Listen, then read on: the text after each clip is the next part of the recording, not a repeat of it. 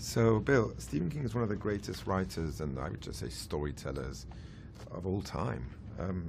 How familiar were you with his work? Were you a fan before you got involved in this project? Yeah, I think it's impossible not to be familiar with him. Um, I knew more of his film adaptations than his novels, um, but uh, um, but and then going into this, I sort of plowed through it, the novel, in 10 days, which is, I guess, over 100 pages a day, I think. And I really got immersed in his work and his writing, and it feels like, yeah, it's a special thing that to get to do an adaptation of someone of that stature, you know. Like you read it and you read his words and you really try to do. I really try to do his words justice in the performance as well. What was it about this opportunity that excited you, that appealed to you? I mean, the fact that the audition itself appealed to me, because I was here in LA, and I was going up for things, auditioning as you do, and most characters that you tend to go up for are they're similar to who you are, you know, especially characters around my age. They're not very sort of character-y, transformational characters that you get to do. It's very close to who you are and how you sound and how you look. So the audition itself was just like, oh, and there's no notes really. It's just like, do Pennywise, and here's the scene, and you get to do whatever you want to do. So I just jumped on the opportunity to just like, I want to transform my look and my sound and my voice and my movement and everything. And I worked really hard for the tape alone. So I was really excited about this from the very, very start. And then once I actually, eventually booked the job, it became terrifying and surreal. But again, just so much fun to be able to do a character that's that different than who you are. I loved it. Speaking of the character, who is Pennywise in your eyes, and what is it that you think drives him and makes him so horrific? Yeah, Pennywise is there's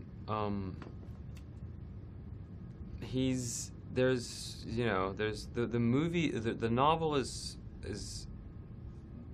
quite surreal and sort of almost existential in like what it means to even be. And I think there's moments in the novel where Stephen King is hinting on the fact that Pennywise, or it, the entity of it, really relies on the fact that kids can imagine it. So it's almost, there's an idea that he doesn't really exist unless kids believe that he does. So there's this other kind of trans-dimensional realm of where he belongs, and it's sort of between actually existing and something in just kids' imagination. And there's moments in the novel where King writes through the narrative of it, and you have a very kind of simple mind in the way he speaks, very like almost childlike. So for me, Pennywise is very kind of primal and animalistic in his brain functioning, and almost childlike. So he's very clear what he likes, what he doesn't like, and how he functions. And then obviously what he feeds off of is fear. So he would take a shape of whatever fears you the most in order to believe in the fear, which I think is the most important thing, is that you believe the fear to be real, and then you fear it, and then he feeds off of it, and that is sort of what sustains him. And what did you do as an actor, both on a physical and an emotional level, to get into a character like this who feeds on fear, who hates children? Yeah, there was couple of notes I really wanted to hit with the character, and that's one thing is that he's enjoying what he does. There's something so sinister and evil about enjoying the fact that you're eating kids, but also he enjoys playing with his food. So he's playing, and he's mocking, and he's hating, and to an extent, and all those concepts to me was very horrific. And I think the point of the character is to be sort of as horrific and disturbing as it possibly could be. And for me to portray it, it was, I had to make that, for whatever scene that we were doing, very true for me as well, which is, it's you really need to kind of bring up that energy and find the emotional truth even in such horrific scenes. And how is it to work with the kids? I mean, they're really talented. Kids are unbelievable. I loved working with them, and they're all real actors. They're very super professional, super smart, and also just to give credit to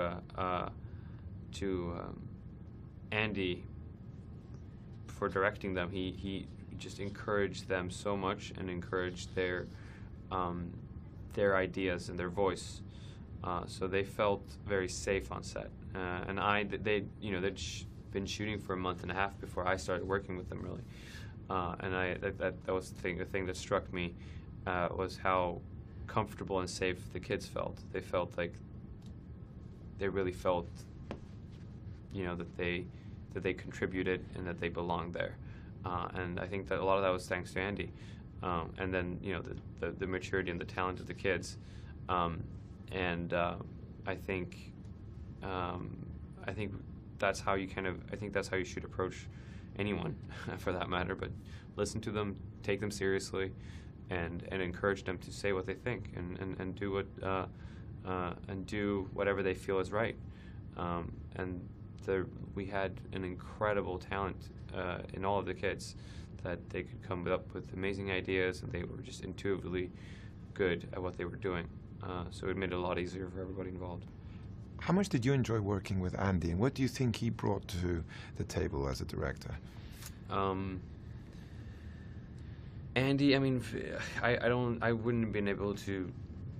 Well, first of all, I don't think I would have been cast without Andy, but I certainly wouldn't have been able to.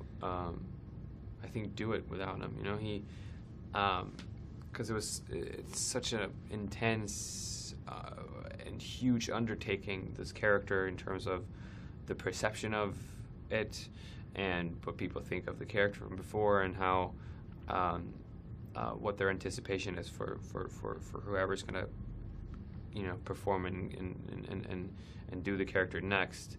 It's terrifying, and it was terrifying, and Andy was there believing in me, and I always I needed that external thing, because within my own self-doubt, I could always go like, well, Andy's here, he's really smart, he's really good, and he thinks you can do a good job, so don't worry too much. That really helped me, and I, through him as well, and I trusted him, and we really had very similar thoughts of who the character was. Even like I remember the first time after the auditioning process, and then this was actually before I think I booked the job, but I was in Toronto for a screen test, and I had dinner with Andy, and we sat down and we talked, and I just said all the ideas that I had for what the character could be, and he told me his, and we were like, oh, we really do think alike here. We've sort of found someone, we found, we rarely ever, I don't think we ever argued or had a dispute about anything. It was very clear what we thought the character should be. And I think it's a rarity when it comes to acting, that you find someone that you can collaborate that well with.